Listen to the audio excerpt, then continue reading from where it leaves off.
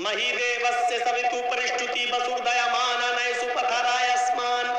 और उसमें ये मंत्र पढ़ना, मही देवस्य सवितु परिष्टुति, मही मनी महान है हमारा देवता, देवस्य हमारा देवता, मही देवस महान है हमारा देवता, सवितु जिसके लिए सारी की सारी परिष्टुति तारीफ प्रशंसा है, महान है हमारा वो देवता जिसके लिए सारी की सारी प्रशंसा सारी की सारी तारीफ है। हम लोग क्या पढ़ते हैं? अल्हम्दुलिल्लाहि रब्बिल आलमीन, तमाम तारीफें उस अल्लाह के लिए है जो दोनों जहान का रब है। कृष्ण जी कह रहे हैं ये पढ़ो, हमारे यहाँ भी वही पढ़ा जा रहा है। कृष्ण जी कहते हैं अर्जुन बसुर दयामाना, उसके बाद कहो वो बड़ा दयालु और कृपालु है। हम लोग क्या पढ़ते हैं? अर्रहमान अर्रहीम, वो बड़ा ही मेहरबान इंतहाई रहम करने वाला है। कृष्ण जी कहते हैं पढ़ो नए सुपथराय आसमान, सुंदर पथ मानी रास्ता, राय मानी चलाना, आसमान हमारे फायदे के लिए। हाय प्रभु हमको हमारे लाभ हमारे फायदे के लिए सुपथा सुंदर रास्ते पर चला, हमको हमारे लाभ के लिए फायदे के लिए अच्छे रास्ते पे चला। हम और आप क्या पढ़ते हैं? इहदिना सिरातल मुस्तकीम, ऐ अल्लाह हमको सिराते मुस्तकीम पर सीधे रास्ते पर चला। कृष्ण जी के जो कह रहे हैं वही हमारे नबी ने भी कहा है। इसीलिए मैं कहता हूं कि हिंदू मुस्लिम की राजनीति करने वाले अगर अपनी किताबें पढ़ लें तो कभी इस्लाम से नफरत नहीं करेंगे, मुसलमानों से नफरत नहीं करेंगे। उनके बस में नहीं है नफरत करना अगर वो किताबें पढ़ लें। जैसे हम इस्लाम पढ़ने के बाद और हिंदू धर्म की किताबें पढ़ने के बाद किसी हिंदू से नफरत नहीं कर सकते, क्योंकि हमारा कुरान कहता है एक मनुष्य को, एक नफ्स को अगर किसी ने कत्ल कर दिया तो वो पूरी दुनिया का कातिल है। मन कतल नफ्सन बिगैरि नफ्सिन औ फसादिन फकअन्नमा कतल अन्नास जमिया, जिसने दुनिया में किसी एक मनुष्य को, चाहे वो हिंदू हो या मुसलमान, सिख हो या ईसाई, किसी भी धर्म का, किसी भी जाति का, किसी भी मजहब का मानने वाला हो, अगर आपने किसी को कत्ल कर दिया तो एक इंसान को कत्ल नहीं किया, पूरी दुनिया की इंसानियत को कत्ल कर दिया, पूरे विश्व की इंसानियत को मार डाला, पूरे मानवता का, पूरी इंसानियत के आप कातिल हैं, एक को नहीं मारा है आपने। कुरान सारी दुनिया के इंसानों को एक परिवार से देखता है, एक खानदान से तशबीह देता है। या अय्युहन्नास इन्ना खलकनाकुम मिन ज़करिन व उन्सा वजअलनाकुम शुऊबन व क़बाइल लितअरफू, हाय सारी दुनिया के इंसानों तुम आपस में भाई भाई हो, इसलिए कि तुम्हारा बाप एक है, तुम्हारी माँ एक है, तुम एक बाप आदम से और एक माँ हव्वा से पैदा किए गए हो। जब तुम्हारा बाप एक, तुम्हारी माँ एक, तो तुम सब आपस में भाई भाई हो, खानदान तुम्हारा एक है, तुम एक परिवार की तरह हो, तुम एक खानदान की ब्रांच, एक पेड़ की शाखाएं हो। लीजिए कुरान हम सबको एक खानदान से, एक परिवार से जोड़ रहा है और कह रहा है कि तुम सब आपस में दूसरे के भाई हो, तुम सब आपस में दूसरे एक ही माँ और एक ही बाप के बेटे हो। इतनी बड़ी इंसानियत का सबक मेरे भाइयों दुनिया के किसी मजहब के अंदर नहीं मिलेगा। हाँ, लेकिन कुरान और हदीस के कानून को हमें फॉलो करना है, इसलिए इंसानियत जहां निभाना पड़े वहां रिकॉर्ड तोड़ देना, लेकिन मजहब के साथ समझौते मत करना। अल्लाह के रसूल ने यहूदियों की मदद की, अल्लाह के नबी ने ईसाइयों की मदद की, अल्लाह के नबी ने मजूसियों की मदद की, लेकिन धर्म से समझौता नहीं किया। अगर किसी हिंदू भाई को ब्लड की जरूरत है और ब्लड नहीं मिल रहा है और उसका ग्रुप आपके ब्लड ग्रुप से मैच खा रहा है और आपके एक बोतल ब्लड देने से उसकी जान बच रही है, तो इस्लाम ये कहता है कि उस वक्त आप रोजा तोड़ दो। अगर रोजे की हालत में भी हो तो आप रोजा तोड़ दो और रोजा तोड़कर ब्लड दे दो और ब्लड देकर उसकी जान बचा लो। इस रोजे की कज़ा बाद में हो सकती है, अगर जान चली गई तो बाद में जान वापस नहीं आएगी। एक गैर मुस्लिम के लिए इस्लाम ये कहता है कि तुम अपना रोजा तोड़कर ब्लड देकर उसकी जान बचा लो, रोजे की कज़ा बाद में कर लेना। इंसानियत निभाई तो इतनी, लेकिन ये भी नहीं कहा कि तुम उनके मंदिरों में जाकर सजदा कर लो। अल्लाह के नबी ने कहा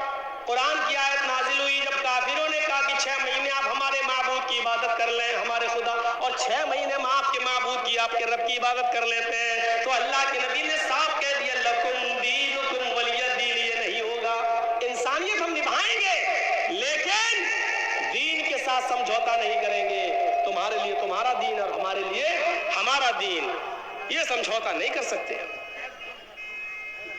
क़यामत की निशानियों में से एक निशानी ये बताई, युस्बिहु रजुलु मुमिनन व युमसी काफिरन व युमसी मुमिनन युस्बिहु काफिरन। एक मुसलमान को तुम देखोगे सुबह फजर की नमाज पढ़ेगा, नमाज पढ़ने के बाद कुरान की तिलावत करेगा, मिस्कीनों को गरीबों को खाना खिलाएगा, सुबह सवेरे उठेगा तो वो मोमिन होगा, लेकिन शाम का सूरज डूबने से पहले पहले वो काफिर हो जाएगा। ये क़यामत की निशानी बताई।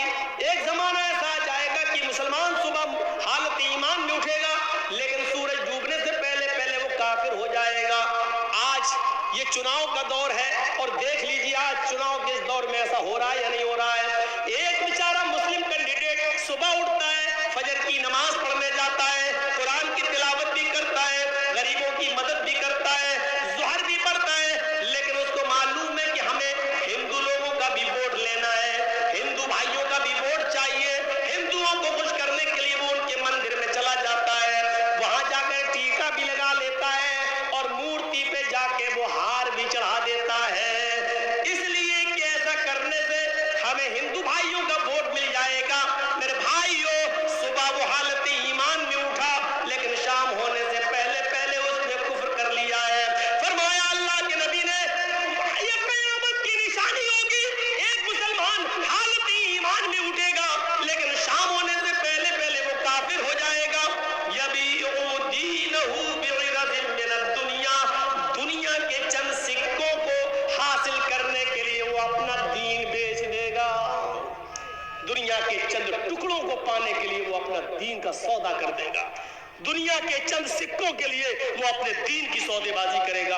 अपने मुआशरे और समाज पर ऐसे मुस्लिम कैंडिडेटों पर नजर रखो जो गैर मुस्लिमों का वोट पाने के लिए टीका भी लगा रहे हैं और मूर्तियों पर हार भी चढ़ा रहे हैं। और दलील क्या देते हैं, अरे हिंदू भाई भी तो कैंडिडेट है, वो भी तो रोजा रख लेता है या इफ्तार पार्टी में आ जाता है, वो भी तो टोपी लगा लेता है, हमें क्या मतलब है, हमें उससे क्या मतलब है वो क्या कर रहा है। लेकिन आपकी शरीयत आपको इजाजत नहीं देती है कि आप मंदिर में जाकर टीका लगाएं। टीका लगाना ये मुशाबिहत है गैर मुस्लिम से, और मन तशब्बह बिक़ौमिन फहुव मिन्हुम, जो जिस कौम की मुशाबिहत करेगा क़यामत के दिन उसी के साथ उठाया जाएगा।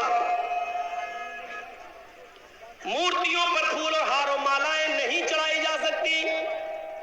अगर आपने मंदिर में किसी मूर्ति पर फूल और मालाएं चढ़ा दी तो माफ कीजिएगा बहुत से लोग दलील दे देंगे, जब आपका नेता मूर्तियों पर फूल और हार माला चढ़ा देता है तो हमने कब्रों पे अगर फूल चढ़ा दिए तो कौन सा जुर्म किया है, हमने यहाँ चादर चढ़ा दी तो कौन सा जुर्म किया है। मेरे भाइयों, किसी भी पत्थर पर फूल और माला नहीं चढ़ाया जा सकता है, उसके सामने हाथ जोड़ के खड़ा नहीं होया जा सकता है।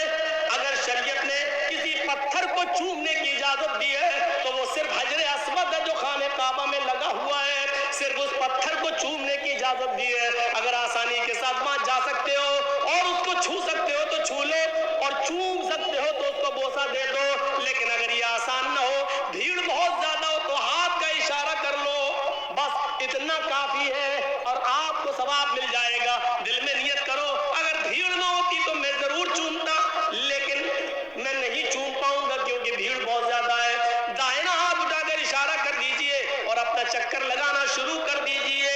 उस पत्थर को ही चूमा जा सकता है और उसका बोसा लिया जा सकता है, उसके अलावा किसी पत्थर को नहीं चूमा जा सकता।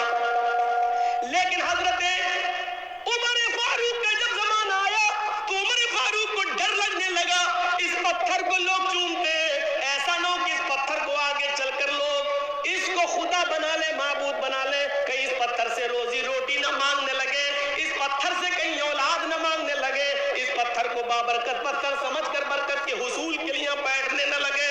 तो हजरत उमर फारूक ने तवाफ करने से पहले उस पत्थर पे हाथ रख के कहा था, आए पत्थर, अन्नका हजरुन ला तनफउ वला तजुर, आए पत्थर तू सिर्फ एक पत्थर है, आए हजरे अस्वद तू सिर्फ एक पत्थर है, तू किसी को नफा नहीं पहुंचा सकता, तू किसी